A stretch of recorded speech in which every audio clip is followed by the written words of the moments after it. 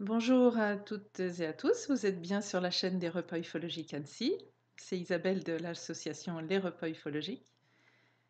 Voilà, donc nous avons l'habitude maintenant de vous parler sur le web, puisque les repas ufologiques deviennent des repas ufologiques. Donc, vu la circonstance actuelle où nous ne pouvons plus nous réunir au restaurant, faire des discussions, des débats sur les thèmes des ovnis, des extraterrestres et de tout ce qui est mystérieux dans l'univers.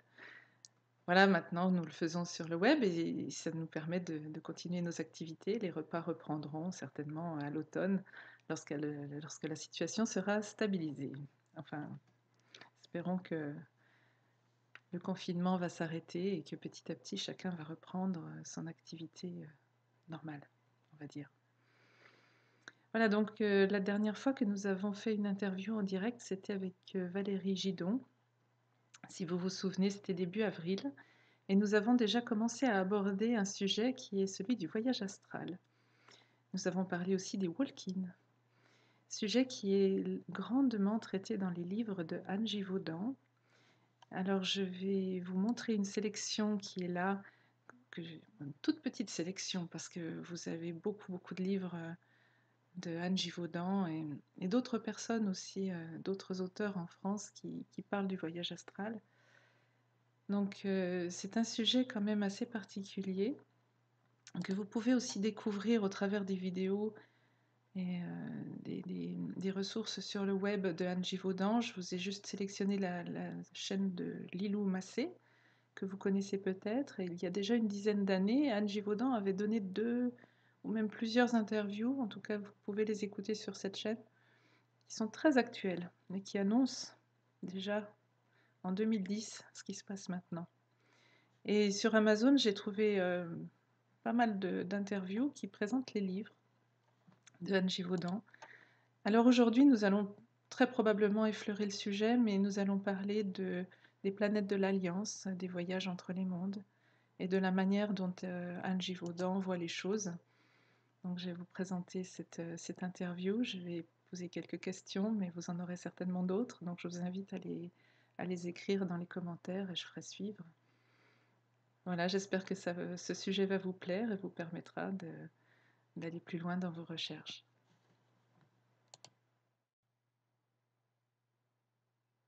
Alors bonjour Anne Givaudan. Bonjour. Merci infiniment d'avoir répondu positivement à l'invitation de notre association pour nous parler de sujets que vous développez dans vos travaux. Oui, il faut dire que c'est un sujet qui m'intéresse particulièrement ou qui me touche particulièrement. Donc, effectivement, ça me fait plaisir aussi de participer à l'émission. Merci beaucoup. Donc l'association Les Repas Ufologiques se passionne pour tout ce qui a trait aux ovnis, aux extraterrestres, à la vie extraterrestre, au monde parallèle, enfin un certain nombre de sujets. Et pour essayer de comprendre ce qui n'est pas compréhensible, nous nous intéressons à de nombreuses questions. Et voilà, les questions se posent, on en discute énormément dans nos repas. Et aujourd'hui, nous avons la chance de vous accueillir parce que vous êtes la grande spécialiste du sujet, en tout cas tout ce qui concerne les mondes extraterrestres que vous avez pu vivre et expérimenter. C'est quelque chose qui est tout à fait, je dirais, original par rapport aux discussions qu'on a d'habitude dans ce que nous appelons dans notre jargon les taux, les boulons. Donc aujourd'hui, nous allons sortir du taux, les boulons et parler avec vous de ce que vous avez pu expérimenter lors de vos sorties astrales, comment vous voyez, vous, le monde extraterrestre. Oui, mais donc je disais, c'est un sujet qui me tient particulièrement à cœur parce que c'est des contacts que j'ai eus depuis toujours, si on veut parler comme ça. À la fois donc sur un plan physique et à la fois sur un plan subtil. Alors le plan subtil, c'est que bon, j'ai une capacité donc depuis de nombreuses années, depuis toujours on pourrait dire, à avoir une vision subtile, donc c'est-à-dire voir des choses que d'autres ne voient pas avec les yeux physiques, D'accord. mais aussi à sortir de mon corps physique pour pouvoir ensuite aller sur ou d'autres lieux ou les mondes d'après-vie. J'ai commencé surtout avec les mondes d'après-vie, d'avant-vie, parce que c'est un sujet qui était important pour l'humanité, et aussi évidemment, dans les mondes d'autres planètes. Alors j'ai fait aussi des congrès, j'ai participé aussi à beaucoup de congrès sur le phénomène OVNI ou sur la présence extraterrestre. Et ce qui me paraît complètement fou, c'est qu'en fait, tous les dirigeants de la planète savent qu'il y a des présences extraterrestres, ils sont même très en contact avec eux, ou régulièrement ou partiellement, mais en tout cas, je veux dire, ils connaissent ça. Le Vatican a des instructeurs qui sont spécialisés dans le domaine, donc ils le savent aussi. Et qu'on essaie de maintenir le peuple un peu comme si c'était quelque chose qui n'existait pas. Parce que ça peut donner effectivement une grande liberté à la fois de penser et à la fois au niveau, je veux dire, d'envisager la vie autrement. Et de se dire que nous ne sommes pas, nous, les seuls à exister, les seuls êtres vivants, et que notre planète n'est pas la seule habitée. Alors ce qu'il faut dire, c'est que donc, quand je parle de contact physique, c'est vrai que quand j'étais plus jeune, à un moment donné, bon, il s'est passé évidemment plusieurs choses dans ma vie, mais il y a une fois où j'étais avec mes parents, donc à l'époque, en train de visiter un musée sur la Côte d'Azur, le musée Meg, la Fondation Meg d'ailleurs. Et puis j'étais seule dans une pièce, et à un moment donné, je vois un homme qui était en train de regarder des tableaux, et effectivement, je savais que c'est comme si j'étais irrésistiblement attirée vers cette personne-là. Et à un moment donné, la personne se retourne, nous n'étions que deux dans la pièce, cet homme était entièrement bleu. Je veux dire, son visage était bleu, il avait un visage au trait très fin, il avait un costume très classique, bleu aussi, mais je veux dire qu'il n'avait rien d'extraordinaire. Et son visage était bleu. À ce moment-là, une communication télépathique s'est établie. Bon, je ne peux pas vous dire de quoi il m'a parlé à ce moment-là, parce que bon, c'est un sujet particulier. Je veux dire, en tout cas, il a pu me dire que la suite de ma vie serait quand même au service de certaines planètes, et que aussi de ce que j'allais pouvoir raconter par la suite. Et que donc, il ferait partie des personnes qui pourraient aider. Je suis allée vers mes parents qui étaient à l'extérieur et qui visitaient autre chose, qui regardaient autre chose, pour leur dire qu'effectivement, j'avais vu ce personnage-là, et quand on est retourné dans la pièce, évidemment, il n'y avait plus personne. D'ailleurs, je ne l'ai jamais retrouvé dans le lieu, je ne l'ai jamais retrouvé. Donc ça fait partie des contacts physiques. Mais est-ce que vous étiez la seule à voir cette personne? Ah ben oui, parce qu'on n'était que deux dans cette pièce, étonnamment d'ailleurs, parce qu'un musée, en général, il y a plusieurs personnes, il y a du passage. Oui. À ce moment-là, on n'était que deux. Donc effectivement, personne ne peut prouver quoi que ce soit. D'ailleurs, personne ne peut jamais prouver quoi que ce soit. Et ce monsieur a disparu sans que personne s'en rende compte? Enfin, c'était furtif. Comme personne ne l'avait vu, de toute façon, personne s'en est rendu compte, parce que personne ne... Je pouvais dire que moi, je l'avais vu, mais quand on a essayé, quand mes parents m'ont dit, ben, on va essayer de voir qui c'était, ou... on ne l'a pas retrouvé, quoi, tout simplement. Donc, c'est juste incroyable. Il est apparu comme il a disparu à l'époque. Bon, j'avais pas non plus ces connaissances, il fallait que je vive mon enfance normalement, donc pour pouvoir capter autre chose et pour pouvoir avoir d'autres types d'expériences. Et donc après, par la suite, donc je me suis aperçue donc que j'avais cette facilité quand j'étais étudiante à sortir de mon corps physique. Et quand je suis sortie de mon corps physique, donc avec mon conjoint de l'époque, à un moment donné, au bout de quelques années d'apprentissage, parce qu'il a fallu que j'apprenne à me servir de ce deuxième corps, à pouvoir le diriger comme un enfant qui apprend à marcher, oui. À passer d'un plan à un autre, du plan de l'après-vie, de plan subtil au plan physique.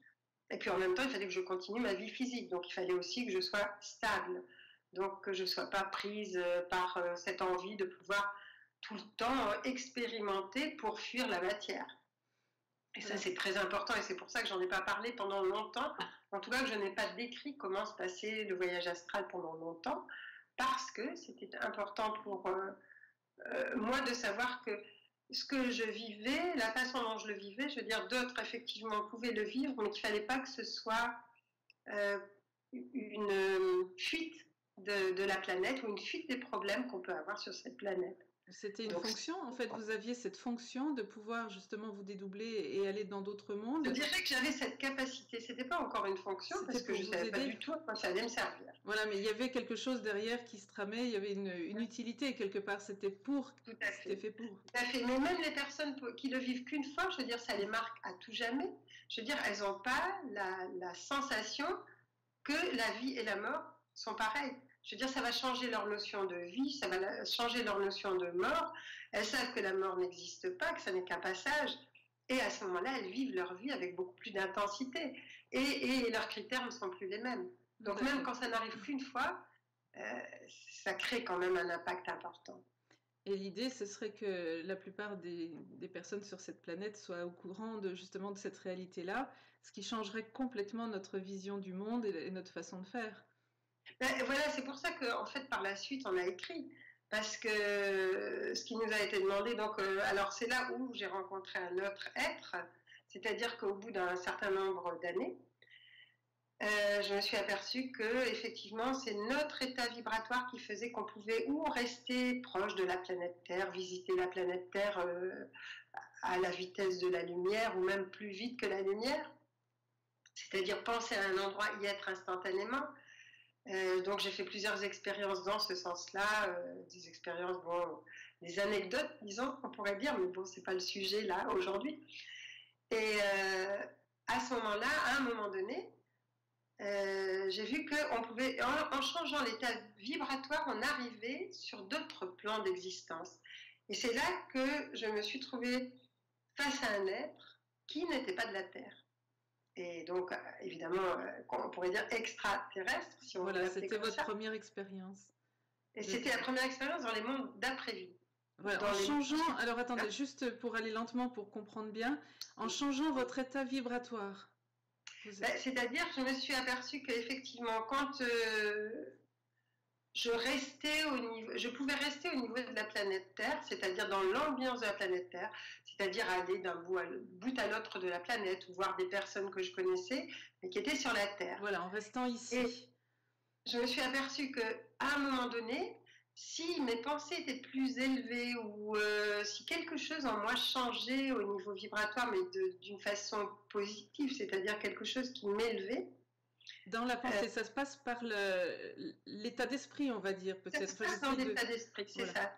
Oui, c'est vraiment la façon dont on est, dont on pense, dont on vibre à l'intérieur de soi. Alors c'est difficile à expliquer, mais je veux dire, c'est vraiment comment à un moment donné on arrive à faire que toutes nos cellules sont lumière.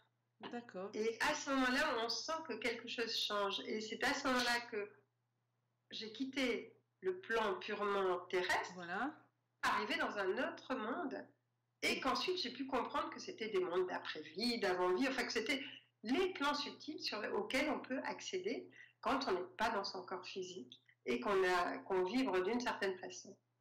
Et vous avez un souvenir de l'environnement, comment c'était? C'est ce qu'il y avait une nature comme ici? C'était magnifique, quoi. Donc je le décris dans le premier livre, Récit d'un voyageur de l'astral et Terre d'émeraude, parce que ces deux livres-là, donc que j'ai écrits avec mon conjoint de l'époque, évidemment, c'est vraiment, je décris, ce sont des paysages magnifiques, c'est-à-dire il peut y avoir un sable étincelant, il peut y avoir une mer. Je pense aussi que ce sont des paysages que notre psyché peut créer et magnifier. Donc on pourrait dire que tout est illusion, mais notre monde physique est illusion aussi dans ce cas-là. Mais en même temps, ce sont des paysages qui sont évidemment beaucoup plus beaux que sur Terre, parce qu'il y a cette qualité vibratoire qui fait que c'est plus beau. Mais ce que je voudrais dire, c'est que quand je suis hors de mon corps physique, je me suis rendu compte que tout avait une vie particulière. C'est-à-dire, par exemple, si je vois une table physiquement, là, dans mon corps physique, bon, ok, il y a du bois ou il y a du verre, mais ça s'arrête là.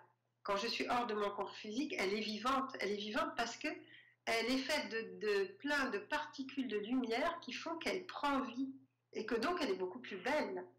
Ah oui, donc tout ce que je peux voir dans ces mondes-là, et forcément, enfin à mon niveau, parce qu'il y a aussi des mondes qui sont beaucoup plus sordides, mais à mon niveau, ce sont des mondes beaucoup plus vivants, beaucoup plus beaux, parce que on voit ce qu'on ne peut pas voir avec nos yeux physiques. Voilà, on voit cette vie qui est partout. C'est là la notion d'illusion, c'est que vraiment nos yeux physiques ne nous montrent pas les choses telles qu'elles sont vraiment. Mais ils ne nous montrent qu'une partie des choses, quoi. Je veux dire, mais ils nous montrent que la superficie de ce qui est. Et alors que toute ta vie est porteur de vie, quoi. Je veux dire, même la moindre pierre, le moindre morceau de bois a une vie à une qualité de vie, quoi. Et c'est là où on s'aperçoit que tout est vivant. Et c'était cette expérience-là, fabuleux. en tout cas. Et que vous a dit cette personne donc, que vous avez rencontrée? Donc cet être-là, qui est dans une bande dessinée qui s'appelle Terre d'Émeraude. Donc le dessinateur a essayé de faire un peu, c'est ce qu'il pouvait. Mais c'est un être avec une tête oblongue, sans cheveux, et avec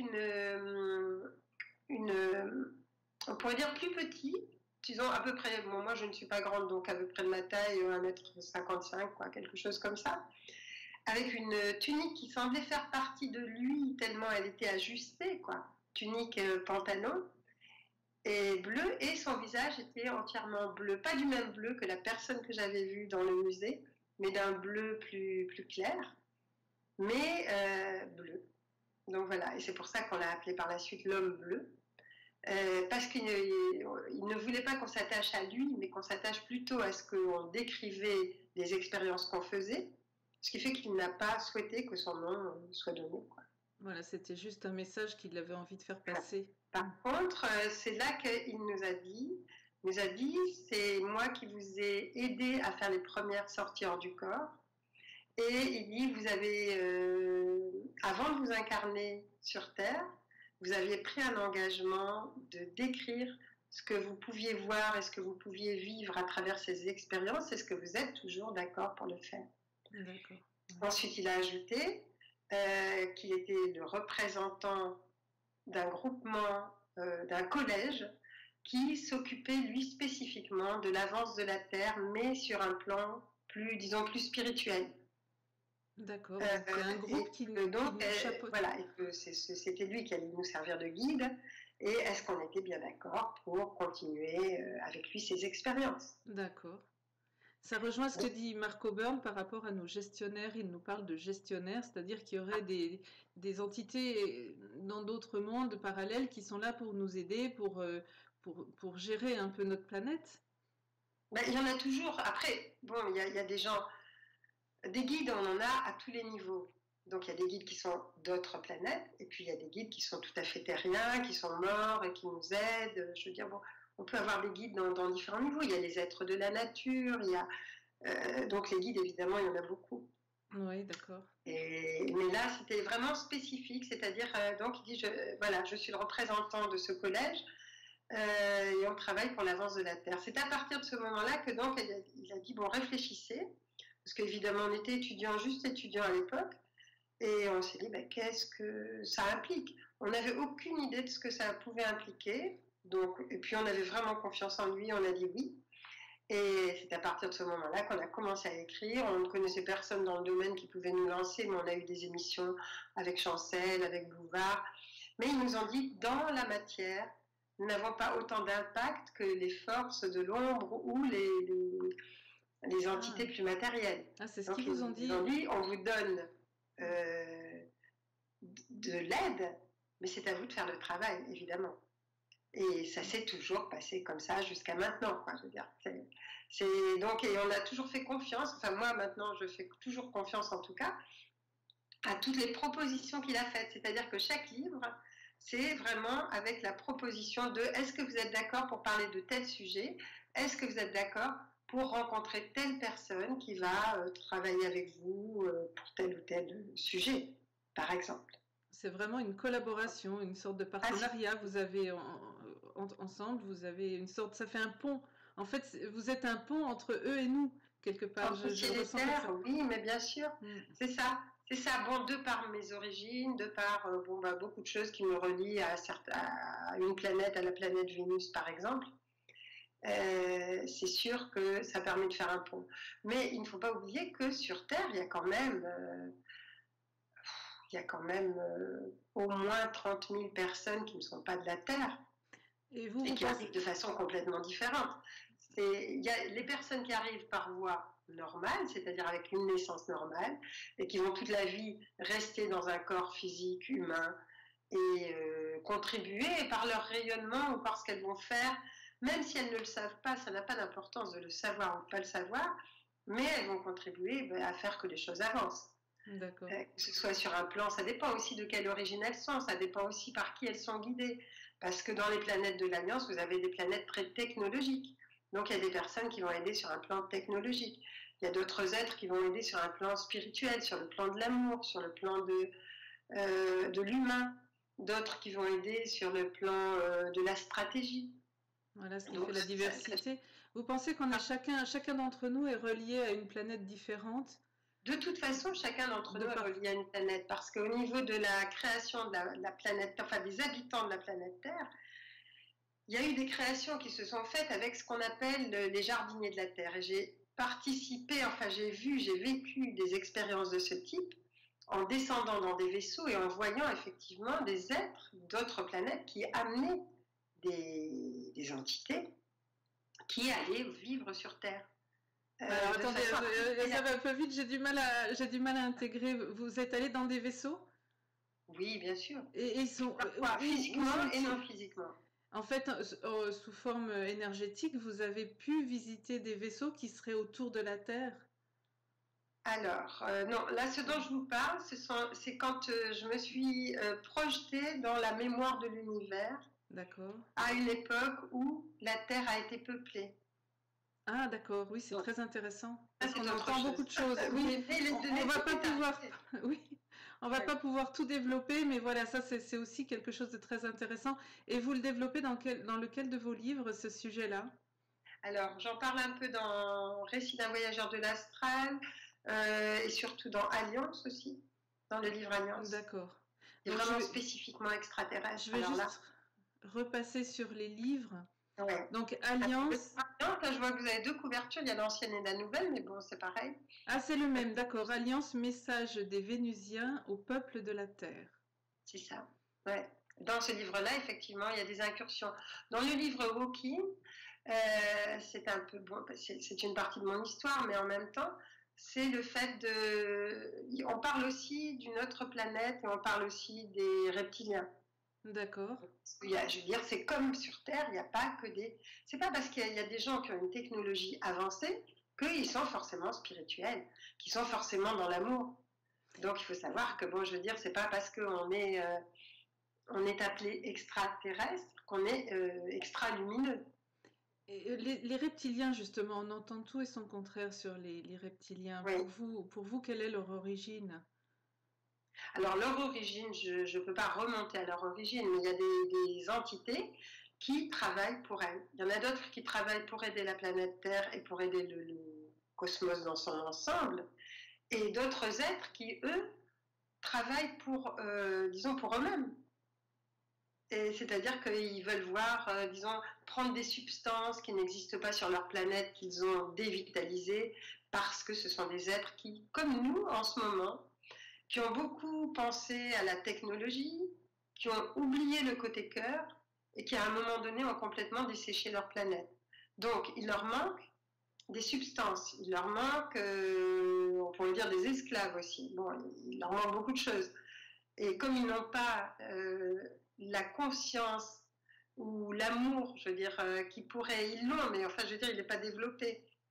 Et comme il n'est pas développé suffisamment pour qu'ils puissent tenir compte, je veux dire, ou de venir pour aider la planète, ils viennent plutôt pour prendre ce dont ils ont besoin. D'accord, mais ces reptiliens sont des êtres humains incarnés, en fait, on peut les reconnaître parfois à leur aspect ou à leur comportement. Non, pas forcément, enfin, je veux dire, ben, comme n'importe quel être extraterrestre. Alors, je vais vous dire, il y a 3 façons de venir sur Terre. Il y a une façon de venir sur Terre, je vous disais tout à l'heure, qui est tout à fait ordinaire, c'est-à-dire, bon, on passe par le ventre d'une femme, par des parents, et puis l'entité va s'incarner, qu'elle le sache ou non, elle va faire le travail qui est à faire, ou ce pourquoi elle est venue, en tout cas on l'espère. Ensuite, vous avez des personnes, des extraterrestres, qui viennent, mais pour un travail momentané. Je pense que l'homme bleu que j'ai rencontré dans le musée, ça devait être ça aussi, qui viennent pour délivrer un message, ou qui viennent pour assister à une réunion politique importante pour essayer d'influencer. Oui, et à ce moment-là, ils vont prendre un corps physique. Mais ça ne va pas durer, ça va durer un mois, ça va durer une semaine, ça va durer une journée, peu importe. Je veux dire, ils vont se fabriquer sur le modèle d'un corps physique, Ils vont se fabriquer un corps physique dans lequel ils vont être pendant un temps limité. Mais c'est hallucinant pour nous, enfin pour nous qui n'avons pas Ah, l'habitude. Je veux dire, imaginer qu'un corps physique apparaisse et disparaisse comme ça dans l'espace de quelques mois, ça me paraît complètement fou. parce qu'on n'a pas les notions de cette physique, on en est encore au b.a.-ba de la physique. Malgré la physique quantique qui commence à aborder ces problèmes-là, enfin, ou ces possibilités. Oui. Je veux dire, on est encore vraiment à un apprentissage d'école maternelle, quoi. Bon, c'est Parce que vrai moi, que j'ai vu sur d'autres planètes, ça n'a rien à voir. Je veux dire, ici, on peut passer pour des êtres de la préhistoire. oui, D'ailleurs, parce c'est que ce qu'ils nous disent. on C'est plus s'explique pas gentil. tout. Nous disent, vous êtes au jardin d'enfants. Les plus désagréables nous disent, vous êtes comme des êtres préhistoriques dans le mauvais sens du terme, quoi. Dans notre façon de ne rien comprendre à rien. Quand on voit un caillou qui traverse un mur, ça peut arriver, hein, on a déjà entendu parler de ce genre de choses. Bien Pour sûr. nous, ça paraît irréalisable. Alors Mais parce oui, qu'on n'a pas compris. réalisable. Et puis bon, quand ils nous voient vivre dans des boîtes, dans des petites boîtes, quand ils nous voient nous détruire au fur et à mesure, quand ils voient les luttes qu'on a entre nous, quand ils voient qu'on mange les enfants des autres règnes, bon, parce que c'est sûr qu'ils ne peuvent pas nous prendre pour des êtres très évolués. C'est clair. C'est logique aussi. Hein. C'est normal. C'est comme, je veux dire, quand nous, en tant qu'envahisseurs, on allait dans des populations dites plus primitives, mais qui ne le sont pas, s'ils n'étaient pas comme nous, on pensait qu'ils étaient complètement inférieurs. C'est pareil. Hein. Oui, on a une vision complètement décalée des choses. Oui. Vrai que et je veux dire, les reptiliens, je veux dire, on se dit, ah, mais pourquoi est-ce que des extraterrestres font ça sur les humains? Mais je veux dire, c'est nous ce qu'on fait entre nous sur d'autres humains. Mais on ne se rend pas compte, en fait. Oui, mais je veux dire, quand on va envahir un pays, quand on a envahi l'Amérique latine ou certaines îles, je veux dire, on a pris les gens pour esclaves, on les a torturés, on a bafoué leur religion, leur savoir, leur connaissance. Je veux dire, on a fait ça tout le temps. Et on reproche à d'autres êtres de nous le faire à nous. Donc, oui, ça paraît quand même un peu curieux, quoi. Ça soulève le thème des abductions dont on a tendance à parler dans certains... Bien sûr, parce qu'ils ont besoin d'une certaine matière qu'eux n'ont plus sur leur planète. Voilà, ils viennent chercher, ils font des analyses et voilà, ils font leur vie, en fait, en gros. Des accords gouvernementaux, bien entendu, hein, quand même, contre des technologies. Bon, ils le font, hein, parce que moi, j'ai rencontré quand même dans des congrès des personnes qui travaillaient dans la base 51 et qui disaient qu'il y avait quand même des échanges, hein, bien sûr. Il ne faut pas se leurrer, il faut arrêter de fermer les yeux, quoi, et puis de croire que tout est fait pour le bien-être de l'humanité. Non, malheureusement, on n'est pas dupes, mais voilà, en ce moment, on entend beaucoup parler aussi que le gouvernement des États-Unis est en train de déclassifier des dossiers. Justement. Oui, alors ils vont déclassifier des dossiers. Moi, justement, j'étais en train de me demander, est-ce qu'ils vont déclassifier des dossiers juste ce qu'il faut pour nous faire douter, ou est-ce qu'ils vont faire vraiment... Mais bon, je veux dire, j'y crois pas trop, quoi, parce que ils pourraient faire mieux. Ils vont déclassifier, mais qu'est-ce qu'ils vont déclassifier? Je veux dire, qu'est-ce qu'ils vont laisser libre? Quels sont les textes qu'ils vont laisser à la lecture du public? Alors, parce que ce que veulent en fait les... Alors je vous disais, il y a 3 façons. Donc la troisième façon... Oui, pardon. Il y a donc il y avait la façon de naître normalement, la façon de prendre un corps momentanément, et puis la façon dont je parle dans Walking, c'est-à-dire qu'on prend le corps d'une autre personne avec son accord. On pourrait dire que c'est une possession, mais ça n'est pas une possession, c'est... mon chat qui montait là. Le chat. Donc, c'est une possession avec accord, donc ça n'est pas une possession. Si vous voulez, c'est avec l'accord de la personne, il y a un échange de corps et une âme extraterrestre peut rentrer dans un corps à l'occasion d'un coma, à l'occasion d'un accident, à l'occasion d'une forte fièvre. Bon, et puis continuer son travail sans avoir à passer par l'enfance, par l'adolescence, Voilà, c'est juste un accord entre 2 âmes et c'est fait dans les règles de l'art, on va dire. Oui, et qui permet d'aller plus vite, donc de faire son travail plus rapidement, quoi. Et puis de garder l'énergie de la planète dont on vient. Ah, d'accord, oui. Donc, il y a plusieurs avantages, quoi. Ça aussi, par contre, il y a beaucoup d'inconvénients aussi, parce qu'on peut très bien ne pas être... suffisamment au niveau énergétique en accord avec le corps de l'autre personne et ça peut se passer difficilement. Mais la personne va garder la mémoire Par exemple, Alors, si la le personne va transfert garder, se fait c'est en ce que cours. dans Walking, elle va garder la mémoire et de ce qu'elle est elle, donc avec son histoire, Voilà. et la mémoire de la personne dont elle prend le corps, et elle aura en plus à guérir les histoires de la personne dont elle a pris le corps. D'accord, comme si Donc, tout était les mémoires, la famille, les histoires de voilà. cette personne. Parce que c'est dans les cellules. En fait, cette information est déjà notée dans nos cellules, elle reste, et l'âme va se changer, mais par contre, les cellules sont toujours là, donc l'information est toujours là. Si l'information est toujours là, et c'est à la personne qui prend le corps de guérir l'histoire. Enfin, ou les histoires, ou les problématiques, ou les blessures. Donc, elle se trouve avec 2 charges en même temps, quoi. Donc, c'est pas une histoire facile, mais bon, s'il y a des gens qui veulent le détail, dans Walking, c'est bien marqué. Et tout à l'heure, je vous disais que, par exemple, il y a des personnes, des êtres extraterrestres qui venaient quelquefois pour une réunion importante, parce qu'il faut savoir qu'il y a des gouvernements au-dessus des gouvernements, évidemment, qui font des réunions et qui se demandent comment ils vont éradiquer la partie parasite de l'humanité, ou ce qu'ils considèrent comme parasite. Et ça, vous allez le trouver dans le livre Gina, parce que Gina, c'est vraiment une fille qui a des capacités, donc que j'ai pu rencontrer, qui a des capacités, qui a travaillé pour le Vatican et qui a travaillé dans les mondes extraterrestres. D'accord. Et c'est là où elle participe à des réunions, et c'est là où elle peut voir qu'il y a effectivement des entités qui viennent, et qui viennent pour essayer de contrecarrer des plans qui sont non seulement liberticides, mais qui sont bien pires que ça, quoi. Je veux dire, qui veulent vraiment détruire la population de la planète, quoi, ou en tout cas la partie qu'ils considèrent comme non utile.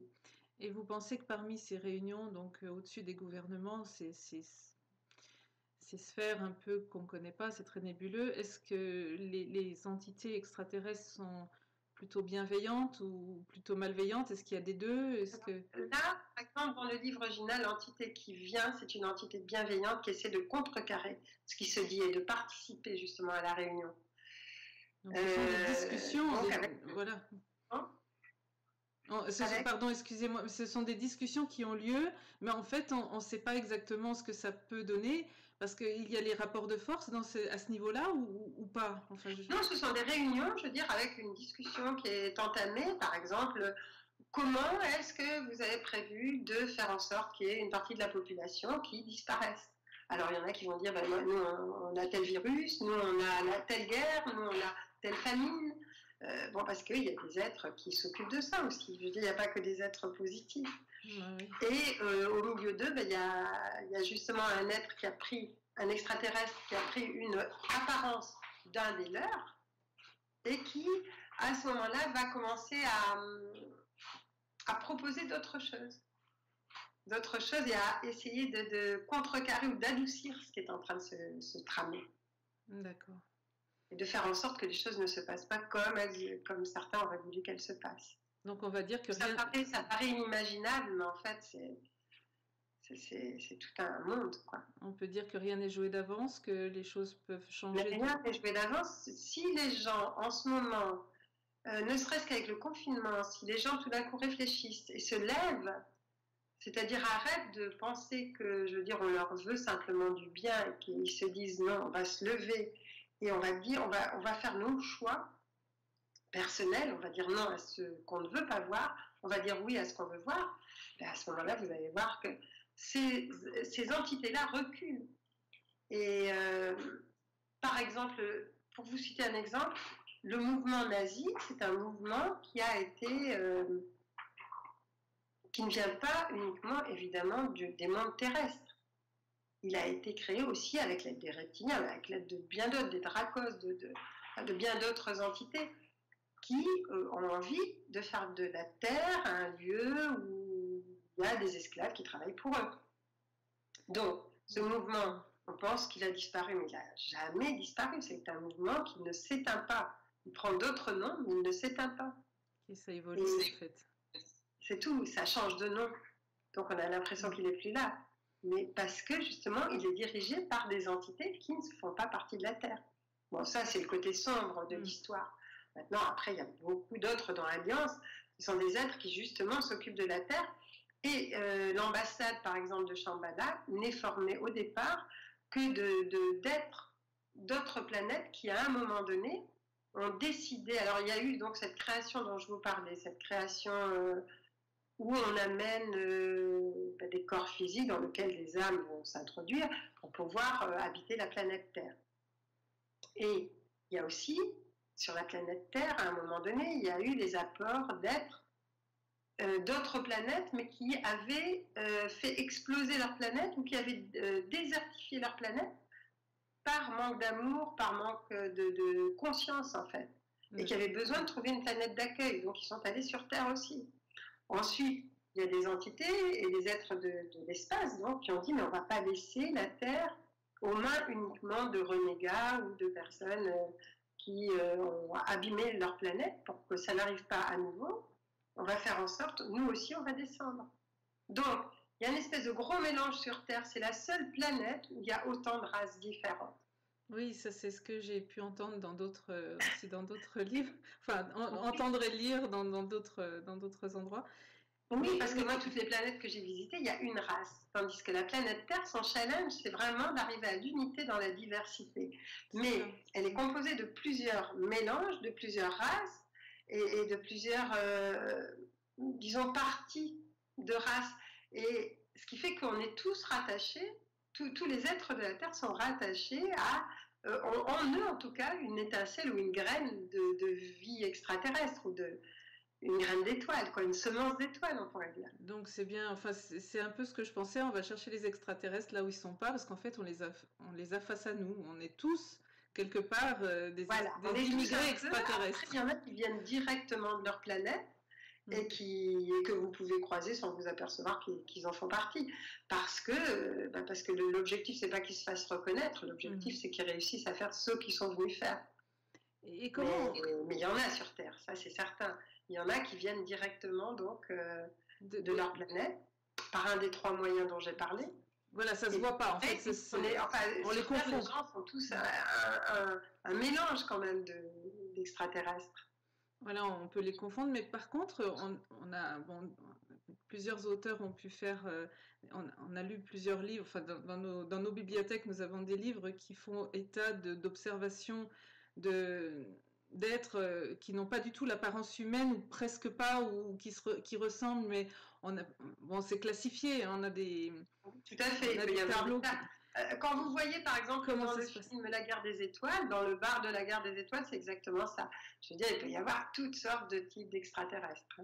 On a des observations qui frisent parfois la folie. C'est des êtres qui ressemblent à tout, à rien, à n'importe quoi, et on se demande d'où ça sort. Et toujours des observations. La base, c'est l'observation. On n'a pas de photos, on n'a pas. Enfin, il y a quand même quelques vidéos, mais on n'est jamais sûr de savoir si elles ont été trafiquées ou pas. Voilà, c'est ça le problème. Mais non, des êtres effectivement avec des apparences curieuses, il y en a plein. Voilà. Oui. Vous confirmez. Toutes les planètes sont habitées, toutes les planètes ont un physique particulier, enfin les êtres de ces planètes ont un physique particulier. Ils ne sont pas tous humanoïdes, enfin comme on le conçoit. D'accord. Il y en a qui ont l'apparence de feuilles, moi j'en ai rencontré de toutes sortes, quoi. Pensez-vous qu'avec nos moyens, les navettes, les fusées, enfin tout ce qu'on a, l'ISS, enfin tout ce qu'on est en train, tout ce que la NASA et les autres programmes spatiaux mettent en place, est-ce que vous pensez qu'ils peuvent trouver quelque chose, ou c'est peine perdue du fait qu'ils vont dans l'espace mais ils voient rien? Mais c'est complètement peine perdue. On a des instruments à 3 dimensions pour aller dans des planètes à 5-6 dimensions. Comment voulez-vous? C'est comme si on disait, bon, il y a un fantôme, est-ce que vous le voyez? Je veux dire, ça rime à rien. Alors, on va avoir des planètes désertiques, alors qu'elles sont complètement habitées, parce que la dimension n'est pas la même. Ils ne sont pas habités sur la même dimension. Oui, donc, les instruments sont complètement obsolètes. C'est des instruments du Moyen-Âge, quoi. Je veux dire, ça n'a rien à voir. Vous rendez on compte, ne peut pas, avec les instruments actuels, voir quoi que ce soit. On va avoir des embryons de vie et on va penser que, ah oui, tel embryon, telle cellule montre qu'il peut y avoir de la vie, mais ça ne veut rien dire, quoi. C'est ridicule. On perd notre temps, on perd notre argent et on pollue l'espace. Exactement. C'est bien. On est sur la bonne voie. Oh, misère. Non, mais il va y avoir d'autres moyens, quoi. Je veux dire, il y a de plus en plus d'apparitions de vaisseaux, il y a de plus en plus de phénomènes quand même qui sont en train à nouveau de se passer. Parce Oui, qu'il y a beaucoup eu un temps où il y en d'observations. avait moins, Mm. parce qu'ils essayaient de réfléchir comment ils allaient pouvoir contacter à nouveau les êtres de la Terre sans que ce soit trop compliqué. Donc je me souviens qu'à une époque, bon, ben, ils avaient des messagers, mais les messagers, bon, ben, où on les critiquait, ou on ne les croyait pas. Enfin, ils ont eu vraiment une vie difficile. Et là, ils cherchent à savoir comment ils vont pouvoir faire Oui, c'est pour à nouveau rentrer en contact. En même mm. temps, ils ne veulent pas rentrer en contact de façon trop brutale, trop visible. Officielle, l'officialisation, la divulgation dont on parle depuis si longtemps, Ouais. vous la voyez, vous, ou pas? Bah, il va y en avoir de plus en plus, mais il faut que la population soit prête. Et le problème, c'est que les gouvernements sont en train de créer une espèce de phobie et de peur pour qu'on puisse penser que ce sont des envahisseurs. Donc forcément, si on pense que ce sont des envahisseurs, ben on va être toujours sur le qui-vive et sur le pied de guerre, on va avoir peur. Et c'est exactement ce que veulent les gens, les êtres qui sont au-dessus des gouvernements, et ça passe par nos gouvernements évidemment. Et on crée un espèce de vent de panique et on montre, quand vous voyez les films, les 3/4 des films qui sont sur les sujets ovnis, c'est des espèces de monstres qui vont attaquer la Terre, qui vont manger les gens, qui vont... Oui, c'est anxiogène. C'est horrible, horrible. Comment voulez-vous que les personnes puissent, je veux dire, à un moment donné, entrer en confiance et en communication avec les êtres de l'espace? Il n'y a qu'une minorité qui va penser. Et encore, je suppose que si un vaisseau s'arrête, ben ça va en effrayer plus d'un quand même. Hein. Par exemple, je repense. Ici. Oui, pardon, je repense au cas de Valençol où justement les êtres qui ont été observés par Maurice Mas à l'époque, Ouais. ces êtres avaient des armes, enfin des armes à eux, hein, qui paralysaient en fait l'humain. Comme si Si l'humain s'approche trop près d'eux, ça peut faire de gros dégâts. Parce que la structure physique ne peut pas correspondre. Donc il faut que les gens soient à distance. Et si les gens ne restent pas à distance et se précipitent, à ce moment-là, ils pourraient en mourir, quoi. Ah, d'accord.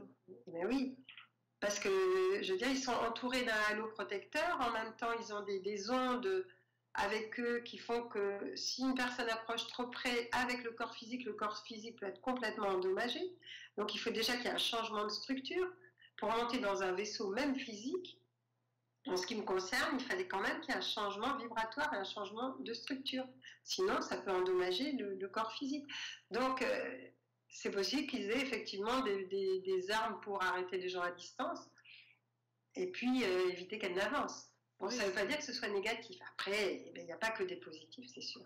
c'est comme s'ils avaient des instructions en fait quand ils viennent sur notre planète.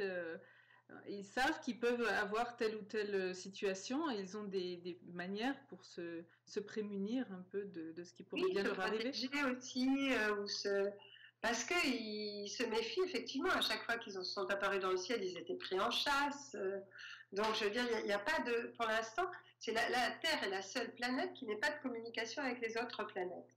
C'est la seule planète qui ne communique pas avec les autres. Ça veut dire que les autres communiquent entre elles? Toutes les autres planètes communiquent entre elles. Elles ont je ne vais pas dire des héliports, mais elles ont des endroits où il y a, bon, d'abord la face cachée de la Lune, c'était un endroit où beaucoup se retrouvent, et ensuite, il y a beaucoup de communication entre les autres planètes, entre elles. Il n'y a vraiment aucun problème pour ça. Alors que sur la Terre, bah, d'abord les gens croient pas, ils savent pas, ils se demandent, ils cherchent encore des preuves très, très, très particulières. Ils sont encore en train de se poser des questions alors que c'est une évidence. Et en plus, je veux dire, tous les gouvernants ont l'ordre de ne rien dire. C'est une espèce d'omerta qui fait que bah, c'est la seule planète qui a des contacts, mais des contacts non dits. Parce que des contacts, il y en a avec certains présidents, il y en a, je veux dire, il y a des plateformes qui ont été faites, par exemple, par le Vatican, et pour pouvoir, sur des plateformes pétrolières anciennes, pour pouvoir avoir des communications. Ils ont mis des appareils pour communiquer avec des êtres de l'espace, parce qu'ils savent très bien qu'ils existent. Donc, et nous, je veux dire, il n'y a que la population qui est tenue à l'écart. Comme des imbéciles, quoi. Mais c'est dommage. On pourrait coopérer tous ensemble. Parce que ça permet de garder les gens dans une certaine... pas prison, mais je veux dire, ça permet de les diriger. Alors que si ils savaient s'ils étaient persuadés qu'il y a d'autres présences, s'ils pouvaient communiquer avec d'autres présences extraterrestres, des tas de mondes s'ouvriraient. À ce moment-là, il n'y aurait plus de contrôle sur la population. Donc c'est dommage, évidemment, mais les gouvernants ne trouvent pas ça dommage du tout. Pourtant, c'est volontaire, quoi. Ça serait plus sympa. Moi, j'ai l'impression que ça serait plus sympa si on pouvait coopérer et changer complètement notre manière de communiquer, de travailler, de vivre. C'est une évidence parce que c'est vraiment, je veux dire, c'est la seule planète qui, pour l'instant, est considérée comme une fausse note au milieu de toutes les autres planètes de l'Alliance.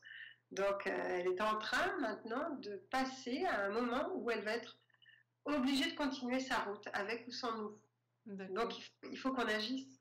Il faut qu'on se réveille, quoi. Et qu'est-ce qu'on peut faire chacun à notre niveau? Chacun à son niveau, qu'est-ce que chacun peut faire pour permettre l'évolution? Déjà, savoir que tout ça, ça existe, qu'on n'a même pas besoin de se poser la question, mais que c'est vraiment une évidence. Ensuite, je veux dire, savoir que quand nous, il y a du pouvoir, quand nous, on a une puissance, que ne serait-ce que par nos visualisations, on peut faire énormément de choses, et qu'on a le droit de dire oui ou de dire non à ce qu'on ne veut pas, de ne pas admettre l'inadmissible. Par exemple, on vient de sortir un reportage avec Antoine, donc un reportage qui s'appelle « Le courage au service du vivant », où on interroge, où on interviewe des personnes qui sont des lanceurs d'alerte, et ça montre comment, si on était tous comme eux, je veux dire, comment le monde serait différent. Donc c'est vraiment, à un moment donné, se dire, bon non, maintenant c'est fini, on arrête d'obéir bêtement, quoi, je veux dire. Oui, c'est difficile parce que rien que le fait de... Oui. On n'est pas obligé d'être violent, on peut faire de la résistance passive, on peut boycotter. Je veux dire, par exemple, quand on s'aperçoit qu'Air France est en train de faire des transports d'animaux pour des laboratoires dans des conditions lamentables, je veux dire, on peut boycotter. Il y a des choses qu'on ne peut plus accepter. Il faut arrêter d'accepter l'inacceptable. Et à ce moment-là, la planète va changer, évidemment. C'est ça. Et d'accepter aussi que 1% de la population mondiale dirige tout le reste. Elle dirige tout le reste de la population, ce 1%, mais ce 1% en fait le dirige pourquoi? Parce que nous sommes les consommateurs qui leur donnons la possibilité de devenir de plus en plus gros. Mais ce ne sont que des ballons de baudruche. Si on arrête de consommer ce qu'ils nous proposent, à ce moment-là, ils ne sont plus rien. Et dès qu'on fait un pas en avant, eux reculent. Donc voilà, c'est là qu'on doit jouer. S'informer et changer de mode de vie, de mode de consommation pour justement contrer un peu ces plans pas très, en fait un peu malsains. Arrêter d'obéir à des choses stupides. C'est-à-dire qu'on nous fait croire n'importe quoi, on nous fait faire n'importe quoi. Oui. Et je tire sur notre site, par exemple, j'ai fait des vidéos qui s'appellent Robin des Bois. Et j'ai mis sur le site, justement, le site Robin des Bois et Corona, par exemple, et où il y a des radios qui sont importantes, qui ne sont pas des radios officielles, évidemment, où il y a des journalistes qui sont importants, où il y a vraiment des liens aussi qui peuvent aider, parce que c'est le moment ou jamais de se dire, est-ce qu'on veut être vraiment réduit complètement à l'esclavage ou est-ce qu'on décide que c'est fini, que leur histoire est finie. Et à ce moment-là, les êtres lumineux des autres planètes peuvent nous aider, mais ils ne peuvent pas nous aider sans notre accord et sans qu'on fasse un pas en avant. Donc à nous de les attirer maintenant et de changer notre manière de consommer, de voir les choses, changer. Il faut remonter, en fait, l'idée c'est de remonter notre énergie vers quelque chose de très positif et d'attirer à nous tout ce qui peut aller dans le sens de notre évolution, dans le sens de notre bonheur et de notre bien-être. En gros. Moi, si j'avais, dans les livres que vous avez proposés, si j'avais des livres surtout à conseiller, je dirais Alliance, pour avoir déjà une idée bien précise. Je dirais Gina, parce que celui-là, vous ne l'avez pas marqué, je pense. Alors, je vais le mettre en description. Donc, c'est L'incroyable destin de Gina. Donc, celui-là. Et puis, aussi de regarder sur Vimeo le reportage, là, donc le dernier documentaire qu'on a fait sur le courage au service du vivant. Et là, ça donne la pêche. Et là, on voit comment on est manipulé et comment on peut sortir de cette manipulation. Et à ce moment-là, parce que par exemple, quand j'ai eu des contacts avec des êtres de l'Alliance, ils m'ont dit dernièrement, on peut vous aider, on va vous aider, c'est évident, mais il faut que vous fassiez les pas en avant pour qu'on puisse le faire. On ne le fera pas sans vous. Voilà. C'est pas nous qui allons vous sauver, c'est vous qui allez vous sauver vous-même, mais en même temps avec notre aide. Mais je veux dire, on ne fera pas le travail à votre place. Donc voilà, nous savons ce que nous avons à faire maintenant. En tout cas, je vous remercie. Je ne veux pas abuser de votre temps, mais un grand merci pour cette interview qui était vraiment plus qu'intéressante, très actuelle, Merci. tout à fait dans l'air du temps. En tout cas, moi, je vous invite encore à tous ceux qui nous écoutent à lire les livres de Anne Givaudan, écouter ses vidéos. Allez sur son site, vous allez trouver énormément de ressources, d'idées et de matière à compléter tout ça et en savoir plus. Plus on est informé, mieux on a les outils pour travailler et puis résister un peu à ce qui se passe et devenir justement monter les vibrations de la Terre pour qu'on s'en sorte. Merci en tout cas. Un tout grand merci et j'espère peut-être une fois vous pourrez venir nous voir à Annecy quand les choses seront rentrées dans l'ordre. Oui, pourquoi pas. Voilà, on ne sait pas, mais en tout cas, un grand merci pour votre contribution à nos travaux. Je vous souhaite une très bonne continuation dans vos activités. Voilà, ben vous aussi. Merci Anne Givaudan. Au revoir.